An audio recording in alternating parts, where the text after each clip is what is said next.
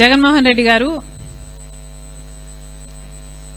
పాదయాత్ర చేస్తానని చెప్పినట్టున్నారు. ఎందుకండి పాదయాత్ర? అధికారం కోసమే కదా, అధికారం కోసమే కదా ఈ పాటలన్నీ. పోనీ అధికారం ఇస్తే ఏం చేశారు?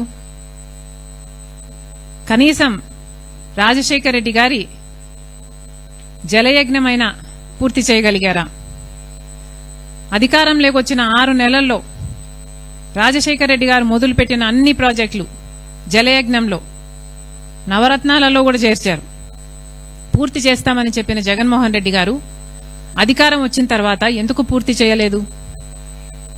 పూర్తి మద్యపాన నిషేధం అని చెప్పిన జగన్మోహన్ రెడ్డి గారు మరి కల్తీ మద్యంతో ఓన్లీ క్యాష్ పద్ధతుల్లో మద్యం మాఫియా చేయలేదా? అధికారం ఇస్తే ఏం చేశారు?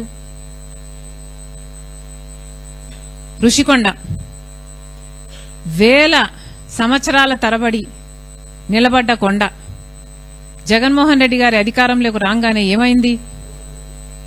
బోడిగుండయింది. ఏమొచ్చింది? అధికారం ఇస్తే ఏం చేశారు జగన్మోహన్ రెడ్డి గారు? కనీసం అధికారం ఇస్తే ప్రజల్లో ఎప్పుడైనా తిరిగారా? ప్రజలకు ఎప్పుడైనా కనిపించారా? కనీసం వాళ్ళ పార్టీ నాయకులు, ఎమ్మెల్యేలు, ఎంపీలకైనా అందుబాటులో ఉన్నారా? ఆఖరిన సిద్ధం సభలు పెట్టి కొన్ని నెలలు తిరిగారు తప్పితే అసలు జనాలలో ఎప్పుడైనా తిరిగారా జగన్మోహన్ రెడ్డి గారు? ఇప్పుడు పాదయాత్ర చేస్తారా? ఎవరిని మోసం చేద్దామని? ఎన్నిసార్లు మోసం చేద్దామని? అబ్రహాం లింకన్ గారు ఒక మాట అన్నారు, to know the true nature of man give him power. ఇది నేను అనలేదు, అబ్రహాం లింకన్ గారు అన్నారు. To know the true nature of a man give him power. అంటే ఒక మనిషి నిజమైన నైజం తెలియాలంటే ఆయనకు అధికారం ఇచ్చి చూడండి అని అన్నాడు. మనం చూసాం, పవర్ సూట్ అవ్వలేదు జగన్మోహన్ రెడ్డి గారికి. Power did not suit him. Jaganmohan Reddy గారి నేచర్ మారాలి, జగన్మోహన్ రెడ్డి గారి నైజం మారాలి.